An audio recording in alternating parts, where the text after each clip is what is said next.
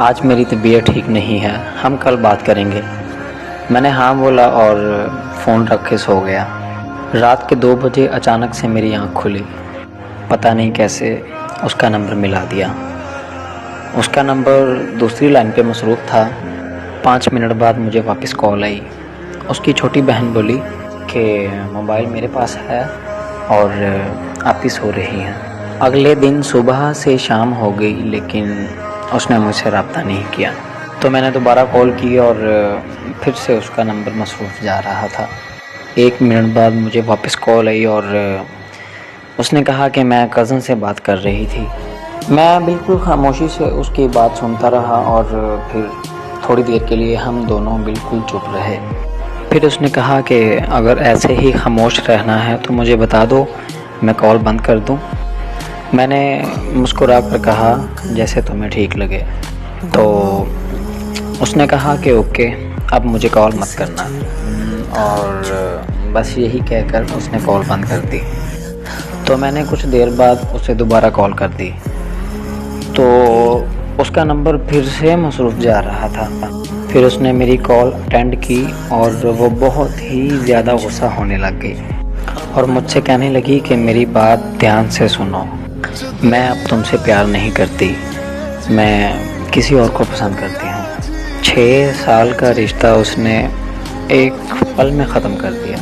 تو میں نے اس سے پوچھا کہ آخر کون ہے وہ لڑکا، تو وہ مجھ سے کہنے لگی کہ تم ہوتے کون ہو میری لائف میں انٹرفیئر کرنے والے۔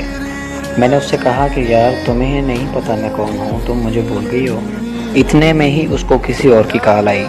اس نے میری کال کٹ کیے بغیر ہی اس کی کال ریسیو کر لی اور میں نے کال کٹ نہیں کی۔ کچھ دیر بعد اس نے کانفرنس کال لے لی۔ کانفرنس کال میں لڑکا بولا، کہتا کہ ہاں بھائی تمہیں کیا مسئلہ ہے؟ تو میں نے کہا کہ تم ہوتے کون ہو مجھ سے یہ پوچھنے والے؟ تو وہ مجھے کہنے لگا کہ یار کال کٹ کرو اور سو جاؤ۔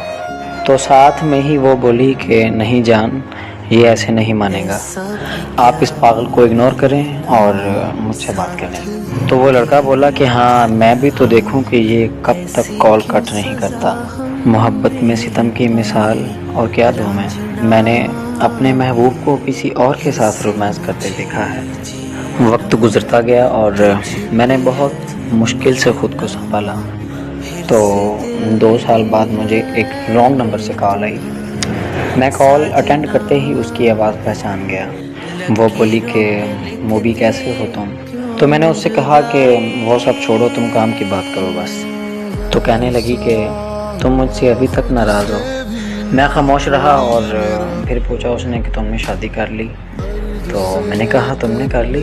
تو وہ بولی کہ لوگ جسم چاہتے ہیں، شادی کہاں کرتے ہیں لوگ۔ بات یہ ہے کہ جس سے آپ محبت کرتے ہیں اس سے کبھی محبت ختم نہیں ہوتی، لیکن اس طرح کرنے سے آپ کی زندگی میں اس شخص کا وجود چلا جاتا ہے۔